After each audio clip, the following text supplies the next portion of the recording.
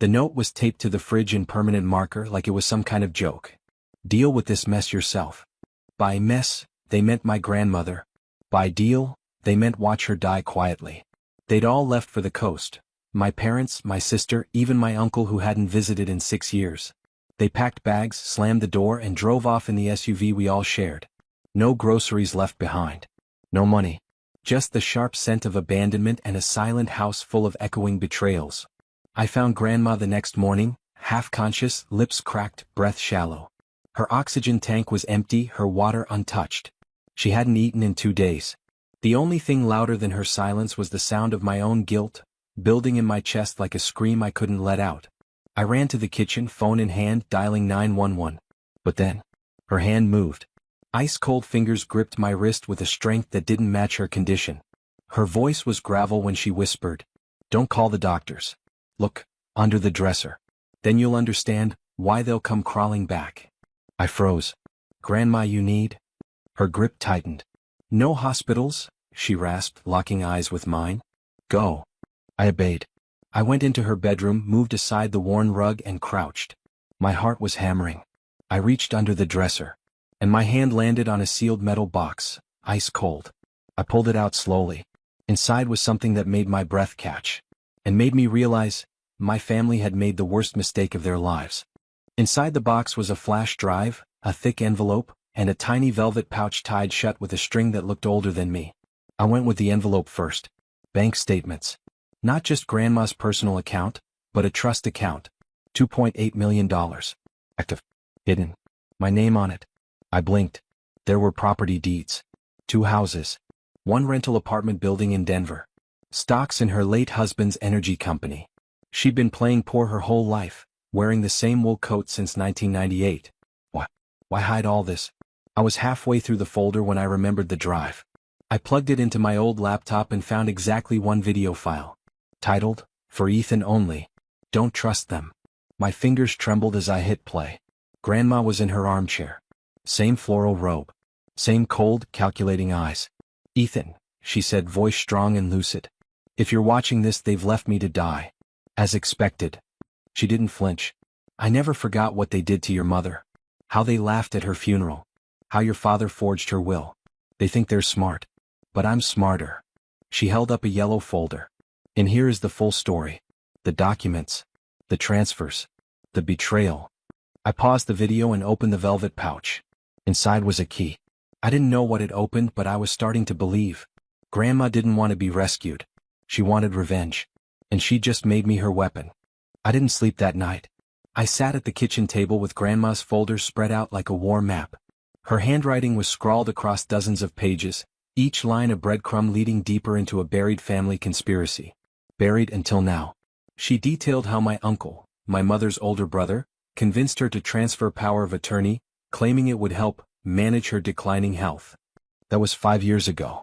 Since then, my father, uncle, and aunt had secretly drained her accounts, sold one of her properties without her consent, and funneled profits into a company they owned together. A company listed under a different surname so it wouldn't raise alarms. But the killer? A forged document.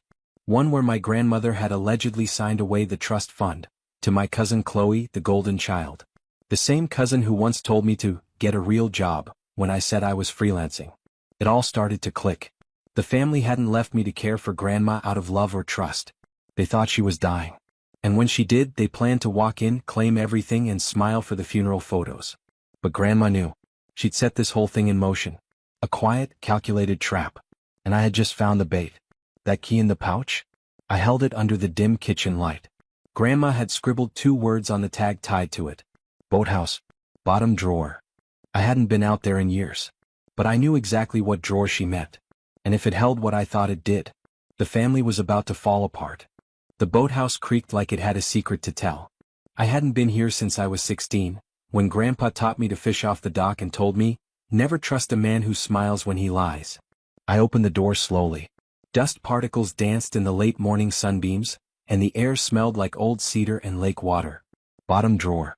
I crossed to the wooden dresser in the corner, one drawer stained darker than the rest. The same one Grandma had always warned kids not to open. "That drawer bites," she'd say. Guess that was her way of saying, "Not yet."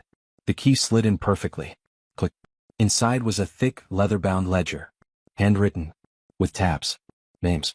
I flipped open the first page and nearly dropped it. It was a record of every unauthorized withdrawal made from Grandma's estate. Dates, amounts, account numbers, IP addresses, even login locations. It wasn't just notes, it was forensic-level evidence. And Grandma had signed each page with a notary seal. This was a kill switch. I turned the next page, photos. My aunt signing a document she claimed she never saw. My cousin Chloe at a bank window depositing funds labeled, Trust Dispersal. And then, the last envelope. It was sealed, addressed to Attorney General's Office. Confidential elder abuse and financial exploitation case. I sat back. Grandma had spent 5 years gathering this. Waiting. Planning. This wasn't just a trap. It was a legal execution. And I was holding the blade. I drove back to the house with the sealed envelope pressed to my chest like it was made of glass. Grandma was still in bed, her breathing shallow but steadier than before. I placed a glass of water on the nightstand and whispered, I know everything now. Her eyes fluttered open, not with fear, not even pain, but peace. She gripped my hand again and whispered, It's time. The moment I stepped out of her room, I heard the front door open. Wow, you actually stayed? Chloe's voice called out. Didn't think you had the spine for hospice care. Behind her, Uncle Drew marched in with a duffel bag of food and a Bluetooth speaker. A little jazz to lighten the mood, he said, casually stepping over Grandma's oxygen tubing like it was trash. They moved like they owned the place, opening cupboards, checking drawers, grabbing snacks. Drew even turned the volume up on the speaker so loud the windows shook. That's when I snapped. I walked to the middle of the living room, pulled out my phone and connected it to the smart TV. Chloe rolled her eyes, until the first image popped up. A notarized statement. Her name. Her signature. Her theft. Then came the bank records. The screenshots. The transfers. Their faces drained of color as the TV became a courtroom. I didn't say a word. I just stood there, and let the truth scream louder than their music. And then came the final blow. I showed them the envelope. Labeled. Dated. Ready for court. You wouldn't dare, Chloe hissed, stepping forward like she could snatch the envelope from my hand. I didn't move. Behind her, Uncle Drew fumbled to pause the speaker, suddenly all nerves.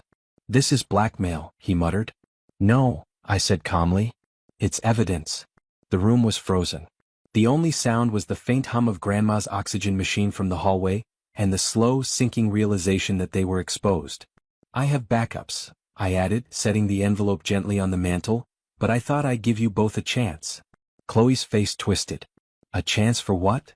To return what you took, I said. To apologize. To leave, and never step foot near Grandma again. Chloe started laughing.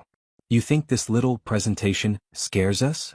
I reached for the remote and pressed play again. A video began. Security footage. Their car.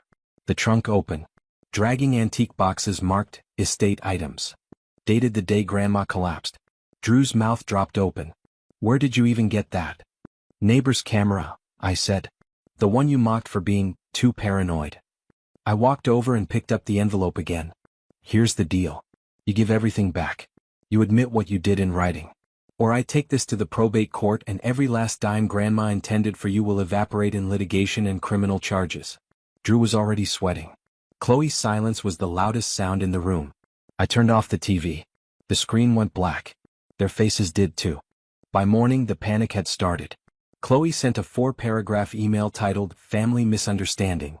Uncle Drew called twice, leaving voicemails that started apologizing and ended threatening. I didn't answer either. Instead, I walked into Grandma's room. She was sitting up. Alert. Did they see the video? She asked, her voice still raspy. I nodded. And? They know you're not helpless anymore. She smiled faintly. Good. What she said next stayed with me. They treated me like I was furniture. But a chair doesn't leave a will. That afternoon I drove to the county office. With the copies of the evidence, Grandma's medical statements, and her newly updated living will, signed last week, under full mental clarity, witnessed by 2 doctors and her attorney. The documents clearly outlined. Immediate disinheritance of Chloe and Drew. Protection orders filed if either attempted contact. 100% control of Grandma's healthcare, estate and power of attorney transferred to me. Legally airtight. By the time I returned home, Chloe had posted a cryptic Instagram story. Some people betray their own blood for money. Karma's coming. I screen recorded it, forwarded it to our attorney. We weren't just playing defense now. We were fortifying.